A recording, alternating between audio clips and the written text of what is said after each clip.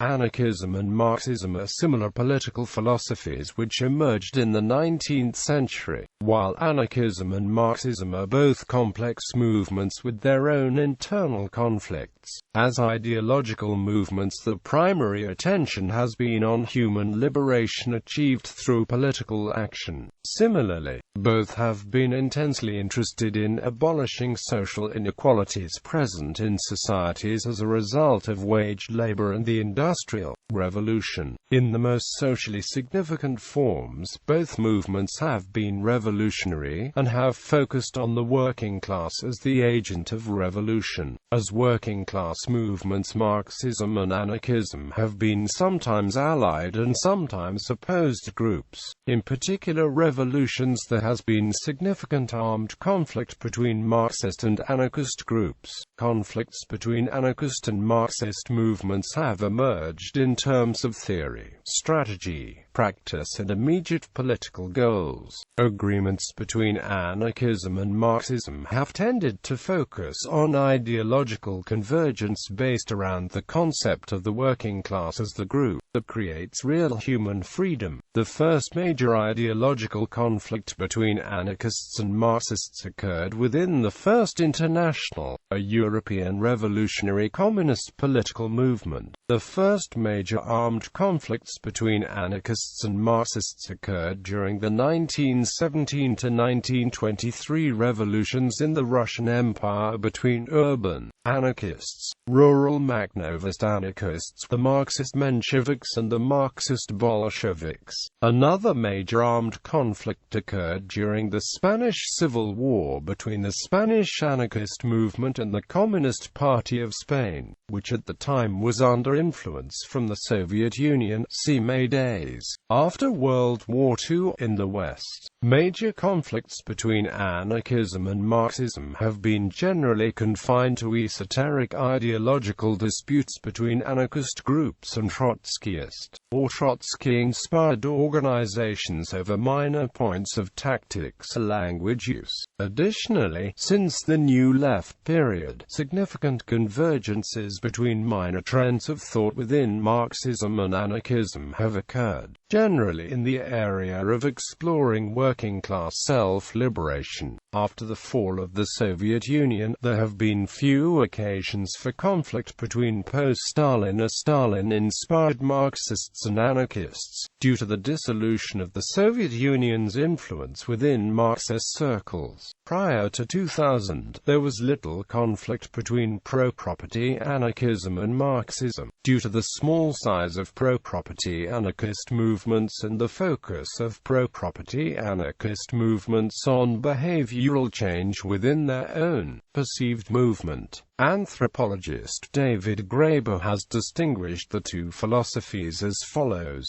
Marxism has tended to be a theoretical or analytical discourse about revolutionary strategy. Anarchism has tended to be an ethical discourse about revolutionary practice. Historical relationships between anarchists and Marxists. International Workingmen's Association. The International Workingmen's Association, at its founding, was an alliance of socialist groups, including both anarchists and Marxists. Both sides had a common aim and common enemies, but each was critical of the other, and the inherent conflict between the two groups soon embodied itself in an ongoing argument between Mikhail Bakunin, representative of anarchist ideas, and Karl Marx himself. The Marxist branch tended to support the formation of workers of socialist parties that participated in parliamentary politics in Western liberal democracies to advance their agendas, while anarchists tended to criticize parliamentary politics as not being sufficiently democratic from the bottom up, and as providing no democratic control over the workplace and the means of production. In 1872, the conflict in the First International climaxed with the expulsion of Bakunin and those who had become known as the Bakuninists when they were outvoted by the Marx Party at the Hague Congress. According to Noam Chomsky, their ideas might have been quite similar. Industrial workers of the world. In the late 19th and early 20th century, many Marxists and anarchists joined syndicalist movements for militant revolutionary labor unions, such as the Industrial Workers of the World. The IWW drew upon principles of anarchism and Marxism. Many communists left the IWW in the period from 1919 to 1925 due to an ideological split between centralists and decentralists within the IWW, and with encouragement from the Bolshevik government in Moscow to work within the more mainstream American Federation of Labor Unions. The decentralists or EPers in the IWW opposed an emphasis on political action, and favored a greater focus on organizing centered within stronger industrial union divisions. Russian Revolution. Both anarchists and Marxists participated in the overthrow of the Tsar in February 1917 in the beginning stages of the 1917 Russian Revolution. However, a hostile relationship quickly developed between anarchists and Bolsheviks, so that anarchists generally opposed the Bolshevik-initiated transfer of power from the provisional government to the Bolshevik commissars. In October 1917, even the ensuing civil war pitting the Bolshevik government and Red Army against the Tsarist White armies did not reconcile anarchists and Bolsheviks. The Revolutionary Insurrectionary Army of Ukraine, led by anarchists, fought counter-revolutionary forces in a tenuous alliance with the Red Army. These Ukrainian anarchists were highly critical of other anarchists in the Russian Revolution who lacked the discipline. The RIU was later suppressed by the Red Army over the issue of the integration of the RIU into the Red Army. Russian anarchists were the first organized victims of the CHEKA in April and May 1918. They were arguing for free Soviets, freedom of expression and association, and the establishment of free communes on the basis of voluntary association. As a result of their interpretation of the Bolshevik hegemony over the revolution, some urban anarchists engaged in protest and civil disobedience. Most Russian anarchists were imprisoned and the press silenced. At the end of the Civil War, sailors at Kronstadt, influenced by anarchists and dissident Marxists, mutinied, demanding more political liberties while defending socialism and workers' democracy, and were surrounded, attacked, and suffered reprisal by mass execution and political imprisonment at the hands of the Bolshevik Red Army and political police. Spanish Civil War. During the Spanish Civil War of 1936 to 1939, although the anarchists and Marxists both fought in united front against the fascist movement of General Francisco Franco, the revolutionary Marxists of the Workers' Party of Marxist Unification, the anarcho-syndicalists of the Confederación Nacional del Trabajo, and the anarchists of the Federación Anarquista Ibérica faced repression and attacks from the Communist Party. Attempted theoretical synthesis. A number of political ideologies and movements have attempted some degree of synthesis of the Marxist and anarchist traditions with the aim of a liberated workers' society. These include the followers of Joseph Dietzken in the 19th century, syndicalism, Jan Václav Makajewski, de Leonism, and council communism in the first half of the 20th century, and the situationist international and autonomist Marxism in the second half of the 20th century. The modern Zapatista Army of National Liberation Movement in Chiapas, Mexico also incorporates both anarchist and Marxist ideas, along with the indigenous Mayan political thought. Alliances and joint movements. There have been overlaps between anarchism and Marxism historically, including hybrid movements of anarchism and anti-authoritarian Marxism such as libertarian Marxism and autonomism. Arguments surrounding the issue of the state. Modern political scientists generally define the state as a centralized, hierarchical, governing institution which maintains a monopoly on the legitimate use of physical force, in keeping with the definition originally proposed by the German sociologist Max Weber in his 1918 essay, Politics as a Vocation. Marxists and some anarchists dispute this definition. Marxism has a unique definition of the state, that the state is an organ of one class's repression of all other classes. To Marxists, any state is intrinsically a dictatorship by one class over all others. Therefore, within Marxist theory, should the differentiation between classes disappear, so too will the state. However, there is some convergence of views. Anarchists believe that any state, be it a workers' state or a bourgeois state, will inevitably be created and ruled by a political and economic elite, therefore becoming an organ of class domination. Conversely, Marxists believe that successful class repression almost always requires a superior capacity for violence, and that all societies prior to socialism are ruled by a minority class, so that in Marxist theory any non-socialist state will possess the properties attributed to all states by anarchists and others. Disputes arise between anarchists and those Marxists who believe that a state is required for the repression of classes other than the working class.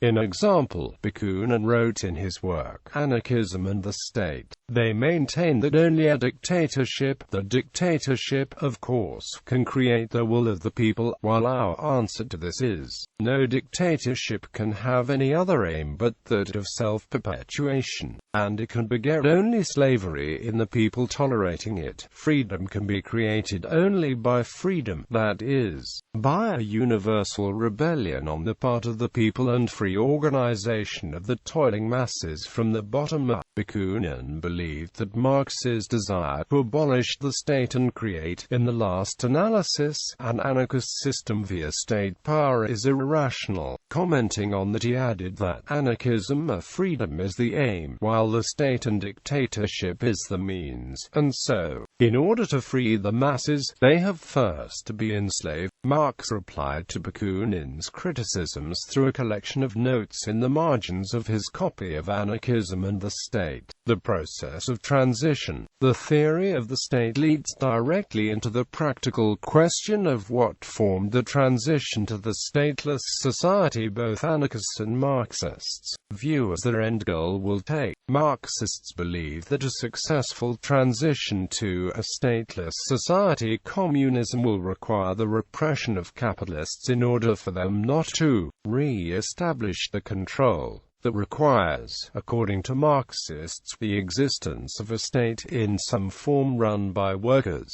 This formulation can be gross, envisaging the dictatorship of the proletariat as a political dictatorship, or it can be nuanced, seeing the dictatorship of the proletariat as an internally democratic amongst workers. The kind of workers' state envisaged varies between the bureaucratic apparatus and internally undemocratic state departments and armed forces of capitalist states, through to internally democratic and anti-bureaucratic structures such as workers' councils. Anarchists and some libertarian socialists reject the Marxist view that a transitional phase will be needed and accuse Marxism of being too authoritarian, though they have been much less critical of libertarian varieties of Marxism than scientific communism, Leninism and Stalinism. Anarchists contend that the workers' state advocated by Marxists is a logical impossibility, since, as soon as a group, be it the workers, begins to govern by means of a state apparatus, they gain power and become oppressors. It is important to note, however, that this argument is a misrepresentation in that it uses the anarchist definition of the state and not that of the Marxists, ascribing to the workers' state characteristics which the Marxists do not necessarily imply by the word state. The idea of the dictatorship of the proletariat has been criticized by most anarchists both on a theoretical and historical basis.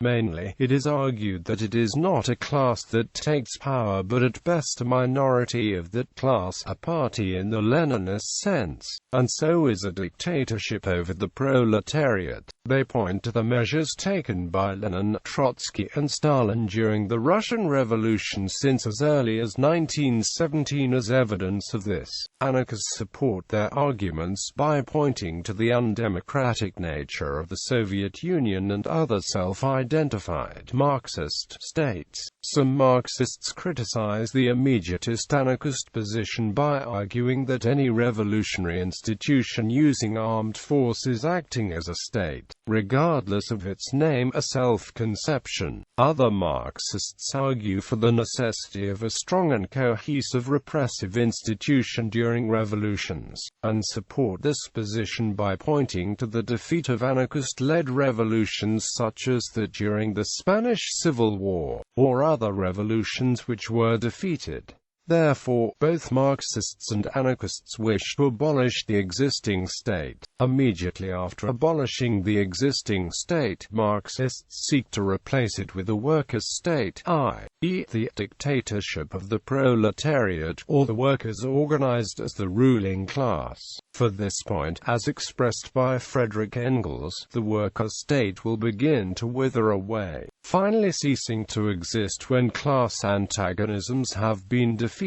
On the other hand, anarchists feel the recreation of any sort of state will place power in the hand of a tiny minority, that states with the repressive capacities and massive bureaucracies tend to be self-perpetuating and do not wither away, and that in practice establishing a new state is thus counter-revolutionary because in order to eventually eliminate it, a second revolution will be required. Anarchists point to the collapse of the Soviet Union and the demands by grassroots movements throughout the Soviet bloc to abolish the dictatorship, but keep socialism as a failed attempt to make such a second revolution. The failure of such movements as they were co-opted by former Soviet leaders who instead kept the dictatorship and abolished socialism, is seen as evidence that such a long and circuitous route from capitalism to freedom is inefficient and unlikely to actually result in freedom. Marxists respond to this saying that the organized, centralized repression of the capitalist class will be absolutely necessary, and that the proletariat can only accomplish this by the use of the state. The Marxist position blends into anarchism at one end of the spectrum, mostly due to the wide variety of Marxist and anarchist movements. The anarchists disagree among themselves if a system of democratic workers' councils constitutes a state or not, while on the other hand Marxists disagree widely among themselves over the form and the existence of the dictatorship of the proletariat. Political parties. The issue of seizing state power brings up the issue of political parties, which also divides anarchists and Marxists. Most Marxists see political parties as useful or even necessary tools for seizing state power, since they view a centrally coordinated effort as necessary to successfully defeat the capitalist class and state and establish a body capable of maintaining power. However, Marxists disagree on whether a revolutionary party ought to participate in bourgeois elections, what role it should have after a revolution, and how it should be organized. Anarchists generally refuse to participate in governments, and so do not form parliamentary political parties. However, the organizations formed by anarchists have either been political federations, such as the FI, or often resemble the non-parliamentary roles of a political party by having a shared membership, set of principles, platform for action and media such as newspapers. Many of these organizations have been characterized by attempts at direct democracy, federalism or participatory democracy, when anarchist organizations have been pushed by historical circumstances, such as the controversy over the CNTFAI legitimize participation in the Spanish Popular Front. Some anarchist organizations have acted as representative or commanding organizations. Marxists often point to the irony of this situation, and use it to argue in favor of a more honest approach to the relationship between party, or party-like organization, and the rest of the working class. Violence and revolution. Another practical question closely related to the theory of the state is whether and how much violence is acceptable in order to achieve a successful revolution. Some anarchist trends rely more on propaganda of the deed, actions they perceive as inspirational to the working class. Marxists and many anarchists believe that violent revolution is necessarily or inevitable. Such anarchists often believe the anarchist revolution will be a spontaneous, unorganized uprising, while Marxists and anarcho-syndicalists believe that the bourgeoisie will inevitably use violence against the organized workers' movement. On the other hand, some anarchists promote self-defense rather than large-scale anti-state violence. Some promote non-violent protests, marches, and general strikes, only condoning violence in self-defense against aggressive actions taken by the state to prevent non-violent anarchist revolutions. Some view force as inherently authoritarian. Indeed, this was an argument made by Karl Marx against the logic of anarchism as promoted by Mikhail Bakunin. Many social, individualist and mutualist anarchists, however, sometimes prefer reformist approaches rather than open violence and would only advocate such under extreme circumstances.